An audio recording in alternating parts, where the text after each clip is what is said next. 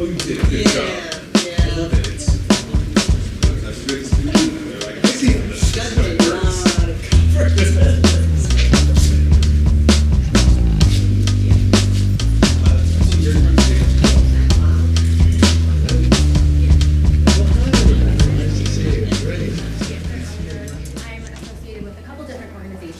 The one I'm going to be primarily speaking to you about today is called the Urban Phoenix Project Political Action Committee, also known as a PAC. But I'm also going to tell you a little bit as well about the other organization, which is a nonprofit organization called the Urban Phoenix Project. So my whole idea about where we can go in the near future is to elect more urbanists and to make sure that we are utilizing all of the tools and the structures and constructs to move urbanism forward. And so that's what we're going to kind of talk about today. First up, the Urban Phoenix Project. So this organization is a nonprofit. It's separate from the PAC. The entities don't touch. They kind of mimic each other in some ways, but they're completely separated. The Urban Phoenix Project operates similarly to CNU in that we primarily focus on education and advocacy to move City Hall and make policy changes in the city of Phoenix towards good urban development, walkability, all of those great things that we're also very passionate about. But we noticed that there are some things that start to arise when we work on these advocacy issues. And so when there is an issue regarding a development, say bad development, or what we would view as a bad development is coming into our downtown core, there's a lot of different voices that are at the table trying to lobby and advocate in front of the city of Phoenix. And so, like I said, we take the position of advocacy and education, but there's also the big bad developers and their fancy zoning attorneys who are pushing these bad developments that are wrought with variances that don't adjust to the standards of our form-based code, and that really are sacrificing and putting in jeopardy the few very small opportunities that we have to put good urban design in our downtown Phoenix. There's also the NIMBYs, those people who will come and shout at your community meetings and get really upset that their neighborhoods are getting really congested with traffic, but at the same time will turn around and in one of these city hall meetings tell you that this is a bad development design. You know why? It doesn't include enough parking. So we are working in that, or this organization works in that construct. And what we've noticed is that time and time again, these people down here at City Hall are siding with the bad development. And that's not okay. And so we kind of looked at this, and we know there's other stuff going on here. But can you guess? It's money.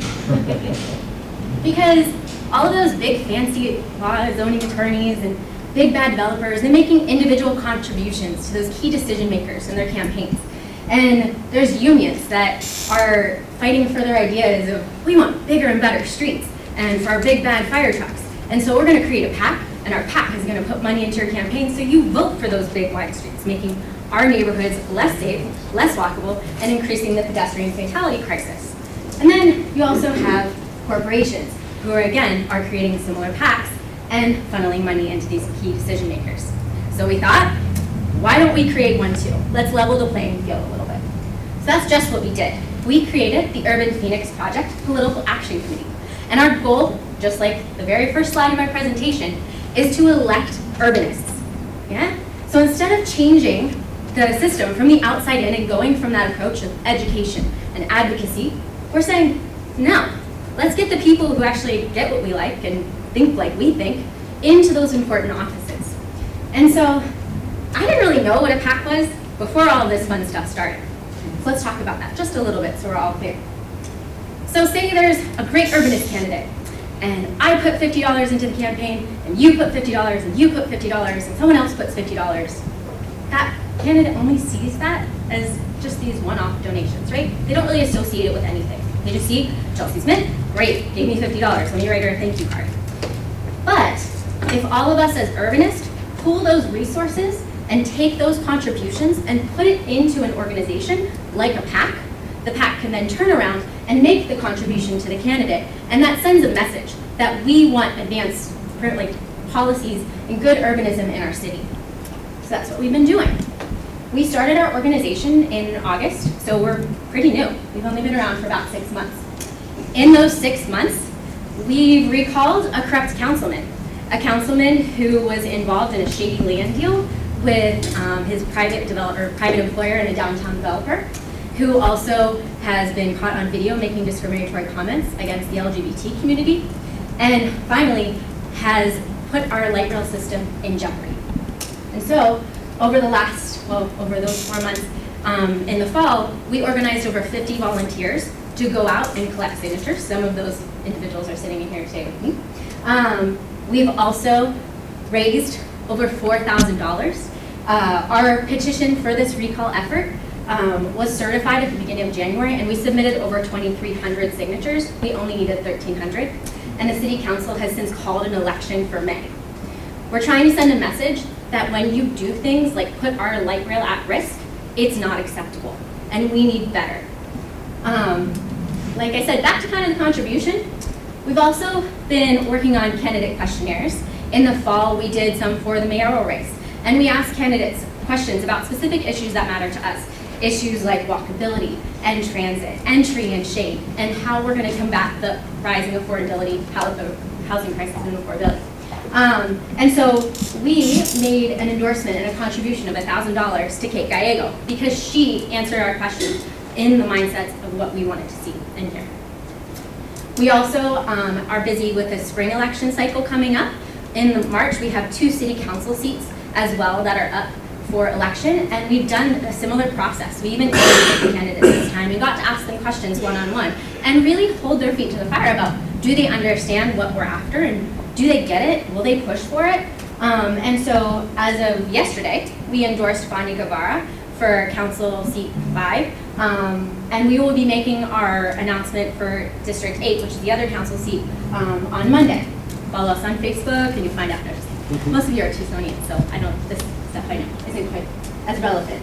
But it is important because this whole construct allows us to push urbanism forward and to make sure people understand what we stand for and why it's important and move our agenda.